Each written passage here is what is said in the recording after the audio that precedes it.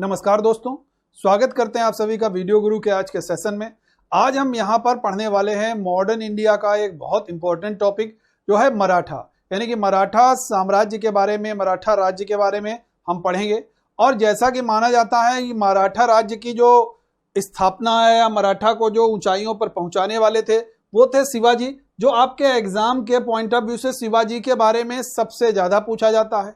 एक है मराठा राज्य और दूसरा है मराठा संघ। देखिए अंतर समझिएगा, एक मराठा राज्य हो गया और दूसरा मराठा संघ हो गया। एक तो शिवाजी के द्वारा स्थापित है, दूसरा उसके बाद में जो संघ आता है वहां पर पेशवाओं का शासन रहता है।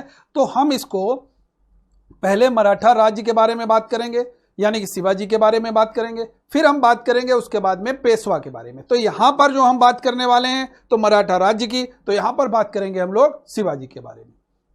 तो आप देख सकते हैं यहां पर कि अगर हम शिवाजी के बारे में बात करते हैं तो सीधे सीधे लिखा हुआ है कि मराठा की स्थापना किसने की।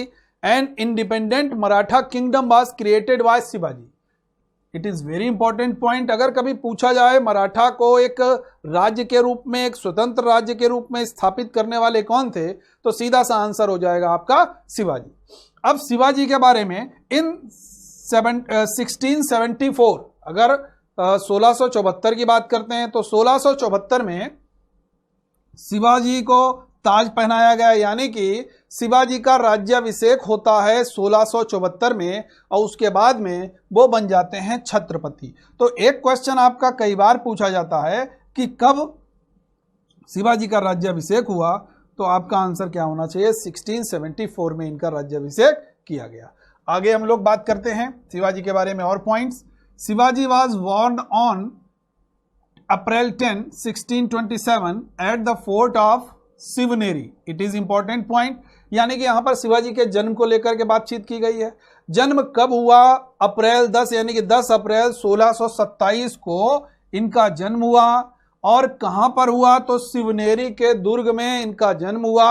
और ये शिवनेरी का दुर्ग जो है वो कहां पर स्थित है, तो ये पश्चिमी भारत के महाराष्ट्र, याद रखिएगा ये महाराष्ट्र में स्थित है। तो ये जो वेस्टर्न साइड वाला एरिया है, यानी कि महाराष्ट्र तो दक्षिण में पड़ता है, जो वेस्टर्न साइड वाला एरिया है दक्षिण पश्चिम का, वहां पर शिवनेरी का दुर्ग है, वहां पर इनका जन्म 10 अप्रैल 1627 को हुआ था।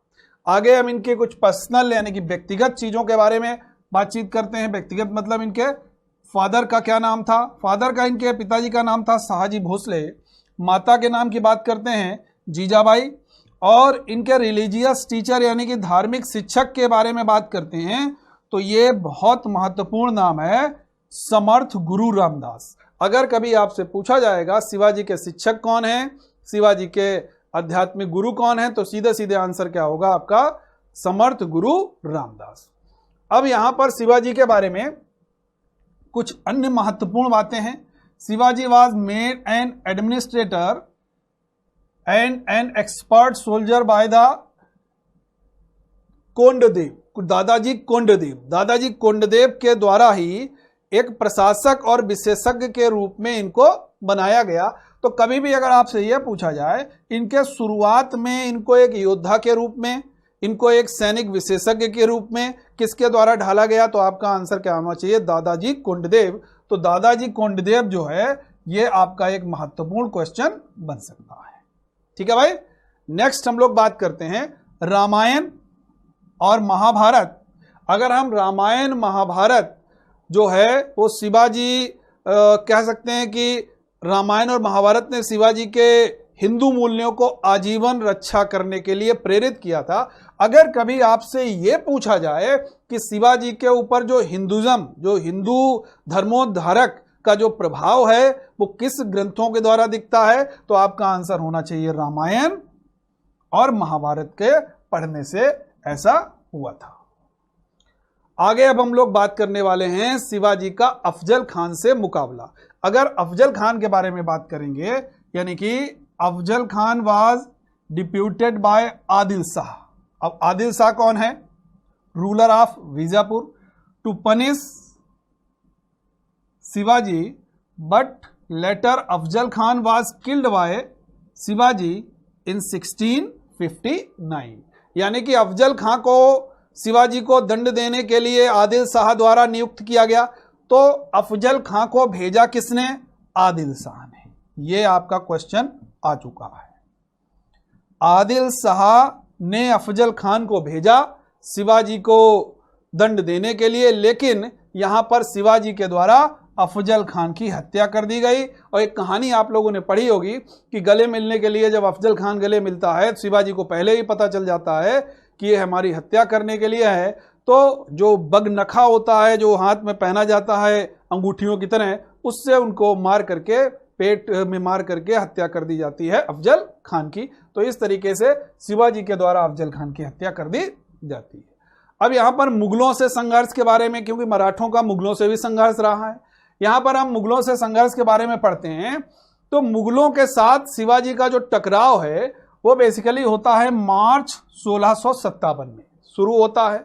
और ये तब शुरू होता है जब शिवाजी के दो अधिकारियों ने अहमदनगर के पास मुगल क्षेत्र में छापा मारा। यानी कि यहां से एक बात निकल के आई कि शिवाजी किस युद्ध पद्धति को अपनाते थे? छापामार, जिसको बोलते हैं गोरिल्ला वार। गोरिल्ला वार के मतलब समझते हैं कि जैसे समझ लीजिए कि दुश्मन जो है जिसके ऊपर अटैक करना है वो अपना खा पी करके आराम से शिविर में सोया हुआ है, अचानक उसके ऊपर धावा बोल देना। ऐसे समय में धावा बोलना जब वो रेस्ट मोड में होगा, ऐसे युद्ध पद्धति को छापामार युद्ध पद्धति या गोरिल्ला वार के नाम से जाना जाता है। और इस गोरिल्ला वार का सबसे ज्यादा प्रयोग करने वाले शिवाजी माने जाते हैं। ठीक है भाई। नेक्स्ट हम लोग बात करेंगे मुगलों से संघर्ष इनका और भी आगे चला है। इन 1663, अगर 1663 की बात करते हैं, शिवाजी ने जो शिवाजी के बारे में अगर कहा जाता है, कहते हैं 1663 में शिवाजी ने एक छोटा सा जो समूह था जिसमें बहुत सारे लोग शामिल थे, पुणे में शाइस्ता खां पर एक आश्चर्यजनक हमला बोल दिया। यानी कि ये गोरिल्ला वार है। अब ये शाइस्ता खान है कौन? शाइस्ता खां को किसने भेजा है? मुगलों ने भेजा है। और किसने भेजा? औरंगजेब के द्वारा। तो ये है औरंगजेब का मामा। अगर कभी पूछा जाए शाइस्ता खां तो आप कह सकते हैं औरंगजेब का मामा है। यानी कि हम सीधे सीधे कह सकते हैं in April 1663 Shivaji launched a surprise attack on Shaista Khan in Pune. ये मोस्ट इंपॉर्टेंट है। अगर कभी पूछा जाए शाइस्ता खां के ऊपर शिवाजी ने कहां पर आक्रमण किया, तो पुणे में। कब आक्रमण किया? 1663 में, अपने छोटे से एक ग्रुप के साथ में जिसमें बहुत सारे जाबाज होंगे, तो उनके साथ में हमला किया। और यहां पर हुआ क्या? ठीक वही जो होना था, जो शिवाजी चाहते थे। और यहां पर जो शाइस्ता खान है वो भागता है, और जब वो भागता है तो शिवाजी के हाथ में उसका अंगूठा आ जाता है और वो अंगूठा शिवाजी काट लेते हैं। तो इस कहानी को जरूर याद रखेंगे, क्योंकि ये एक कभी कभार क्वेश्चन सीधे सीधे आता है। जैसा कि हमने कहा पुणे वाला, वहां से क्वेश्चन आपका आ चुका है। अब after gaining access to Khan's compound, Shaista Khan escaped losing a finger. और ये क्या किया इन्होंने? अपनी फिंगर यानी कि उंगली गवा दी। बेसिकली अगर हम बात करें तो अंगूठा काट करके शिवाजी इनका ले जाते हैं और बड़ी मुश्किल से शाइस्ता खां वहां से भाग करके आता है। अगला मुगलों के संघर्ष में और भी बात करते हैं।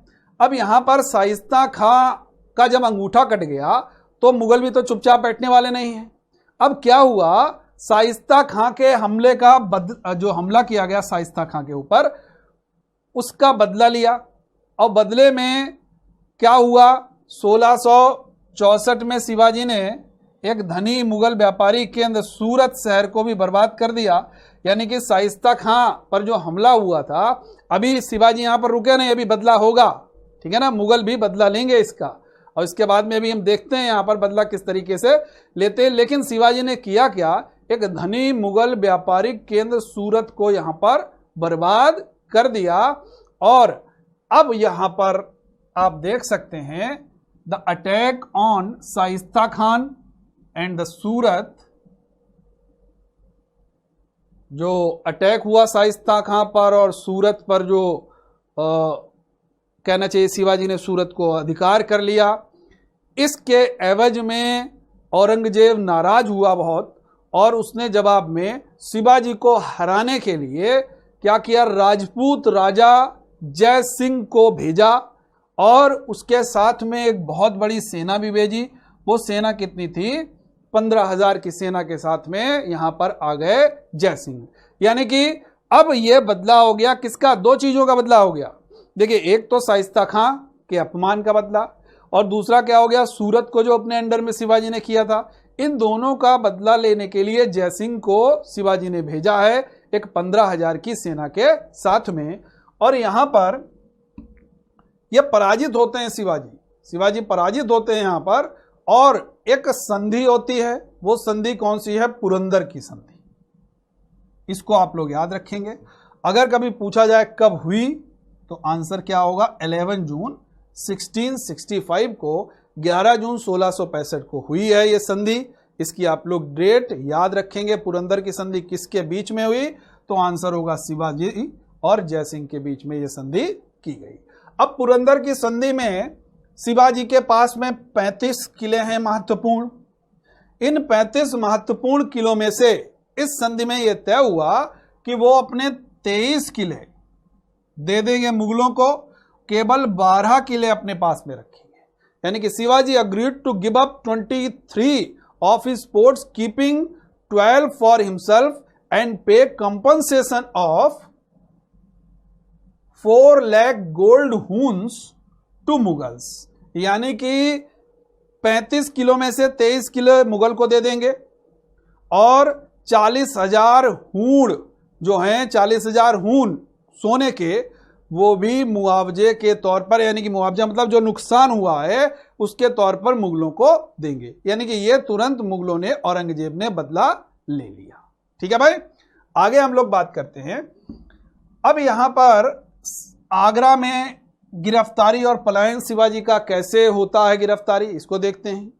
इन 1666 में Aurangzeb summoned Shivaji to Agra along with his 9-year-old son Sambhaji. यानी कि 1666 में औरंगजेब ने कहा कि शिवाजी अपने बेटे को लेकर के आगरा आए। औरंगजेब ने आदेश दिया और शिवाजी वहां पर पहुंचते हैं। शिवाजी जब पहुंचते हैं तो देखिए उनके साथ क्या होता है। इन द कोर्ट, किसकी कोर्ट में, औरंगजेब की कोर्ट में, ऑन 12 में 1666 में Aurangzeb made Shivaji stand behind mansabdars. यानी कि शिवाजी को औरंगजेब अपने मनसबदारों के पीछे खड़ा करता है, तो यह शिवाजी का एक अपमान होता है। तो यहां पर क्या है, शिवाजी का अपमान होता है। और शिवाजी तो छत्रपति हैं, तो जब उनका अपमान हुआ तो वो कोर्ट छोड़ करके बाहर चले आए। तो यही हुआ, यानी कि शिवाजी को अदालत से बाहर निकाला गया। तुरंत शिवाजी जब बाहर आ गए तो तुरंत जब आगरा में बाहर आए तो कोतवाल फौलाद खां ने उनको नजरबंद कर लिया। तो याद रखिएगा शिवाजी को कहां पर नजरबंद किया गया था, तो वो नजरबंद किया गया था आगरा। ये आपका एक महत्वपूर्ण पॉइंट हो सकता है। ठीक है भाई। अब शिवाजी वहां से निकलने में भी सफल हुए। इसके पीछे बहुत सारी कहानियां हैं। कुछ लोगों का कहना है शिवाजी ने वहां के अधिकारियों को रिश्वत दी और वहां से निकल गए। एक और कहानी है कि मिठाई की टोकरी में शिवाजी छिप करके वहां से फरार हो जाते हैं, वहां से भाग जाते हैं। फिलहाल वहां से वो भागने में सफल होते हैं। ठीक है भाई। अब शिवाजी के हम लोग कोरोनेशन यानी कि राज्याभिषेक की बात करते हैं। राज्याभिषेक की बात करते हैं तो Shivaji was crown king of Satara. ठीक है। और ये कब हुआ, 6 जून 1674 में इनको ताज पहनाया गया। और इनका जो प्लेस है जहां पर हुआ राज्याभिषेक वो आपको याद होना चाहिए, रायगढ़। तो आप सीधे सीधे कहेंगे 1674 में राज्याभिषेक कहां पर हुआ, रायगढ़ में इनका राज्याभिषेक किया गया। गंगा भट्ट एक प्रसिद्ध पंडित हैं। ये गंगा भट्ट आए यहां पर काशी से, खासकर गंगा भट्ट इनके राज्याभिषेक के लिए आए और उन्होंने क्या किया, बेसिकली एक जो पूरा कर्मकांड होता है उससे उन्होंने एक गगरे में जल भरा और उसमें सारी नदियों का समावेश माना, उनके ऊपर शिवाजी का राज्याभिषेक किया गया। तो एक प्रोसीजर है राज्याभिषेक, एक जो छत्रपति का जो प्रोसीजर है राज्याभिषेक का, वो गंगा भट्ट के द्वारा पूरा किया गया। तो कभी भी अगर आपसे पूछा जाएगा कि शिवाजी का राज्याभिषेक किसके द्वारा किया गया, कौन काशी के पंडित थे, विद्वान थे, तो आंसर क्या होगा आपका, गंगा भट्ट। ठीक है। और इसके बाद में ही टोक द टाइटल ऑफ हिंदव धर्मोद्धारक, और इन्होंने इसके बाद में हिंदव धर्मोद्धारक की उपाधि ली। ये मतलब क्या हुआ, हिंदू धर्म की रक्षा करने वाला। क्या हुआ, protector of the Hindu faith, यानी कि हिंदू धर्म की रक्षा करने वाला या हिंदव धर्मोद्धारक की इन्होंने उपाधि ली। तो देखिए यहां से क्वेश्चन पूछा जा सकता है, गंगा भट्ट कहां के थे, काशी के थे, किस लिए आए थे, शिवाजी का इनके द्वारा राज्याभिषेक कराया गया। अब यहां पर बहुत महत्वपूर्ण एक चीज है, अष्टप्रधान। यह अष्टप्रधान है क्या, अष्टप्रधान 8 लोगों की एक कमेटी है, समिति है। It is called council. क्या कर सकते हैं इसको, ये काउंसिल है, ये एक परिषद है, 8 मिनिस्टर्स हैं इसमें। तो यानी कि अष्टप्रधान मंत्रियों की एक परिषद थी जो मराठा साम्राज्य का संचालन करती थी। तो आप कह सकते हो Ashtapradhan coordinate all administration of Maratha empire. ठीक है भाई। This council was formed in 1674 by Chhatrapati Shivaji Maharaj, यानी कि इसको 1674 में छत्रपति शिवाजी महाराज ने इसको बनाया था। अब अष्टप्रधान में देख लेते हैं क्या क्या महत्वपूर्ण है। यहां से देखिए क्वेश्चन निश्चित रूप से आता है। कैसे आता है, सीधे सीधे पूछा जाता है, पेशवा कौन था, मजूमदार कौन था, वाक्यानबीस कौन था, सुरनबीस कौन था, चिटनिस कौन था। इस तरीके से आपको क्वेश्चन वहां पर मिलेंगे। अब यहां पर समझ लेंगे, पेशवा, पेशवा के मतलब है प्रधानमंत्री, प्राइम मिनिस्टर, यानी कि ये सबसे अहम है। मजूमदार, मजूमदार के मतलब फिनांस मिनिस्टर, वित्त मंत्री। वाक्यानबीस, वाक्यानबीस के मतलब हो गया इंटीरियर मिनिस्टर, यानी कि आंतरिक मंत्री। ये आपको याद रखना है इनका मतलब क्या होता है। नेक्स्ट हम लोग देखते हैं अष्टप्रधान के अन्य सदस्य। दबीर, दबीर का मतलब हो गया फॉरेन मिनिस्टर, यानी कि विदेश मंत्री। फिर है आपका सुरनबीस, सुरनबीस के मतलब हो गया सेक्रेटरी या सचिव के नाम से भी इसको जाना जाता था। फिर है पंडित राव, पंडित राव के मतलब हाई प्रेसिस्ट, यानी कि उच्च पुजारी, जिसको हम लोग कहते हैं पुरोहित कह सकते हैं। ठीक है ना। फिर है सरे नौबत, सरे नौबत की अगर बात करेंगे कमांडर इन चीफ, यानी कि सेनापति। फिर है न्यायाधीश, यानी कि ये जस्टिस से रिलेटेड है, कोई भी अगर जुडिशियल मैटर होगा तो वो इसको सॉल्व करेगा। ये इनके अष्टप्रधान समिति के सदस्य माने गए हैं। तो यहां से एक क्वेश्चन आपका निश्चित रूप से जरूर आता है। ठीक है भाई। इन 1680, अगर हम 1680 की बात करते हैं, शिवाजी फेल इल, शिवाजी बीमार हो गए, and died at the age of 52, 52 साल की एज में इनकी मृत्यु हो गई। शिवाजी बीमार पड़ गए और इनकी मृत्यु हो गई। ठीक है। अब हनुमान जयंती की पूर्व संध्या पर कब अगर पूछा जाए इनकी मृत्यु हुई, तो आप सीधे सीधे कह सकते हैं the evening of the Hanuman Jayanti in Raigarh fort, यानी कि रायगढ़ के किले में हनुमान जयंती की पूर्व संध्या पर शिवाजी की मृत्यु हो जाती है। इसके बाद king Shivaji succeed by his elder son Sambhaji, इसके बाद में राजा कौन बन जाते हैं, संभाजी। ठीक है भाई। तो ये शिवाजी के बारे में हमने जो भी डिस्कस किया है, यहां से आपके बहुत सारे क्वेश्चंस आ सकते हैं। आगे हम लोग बात करते हैं,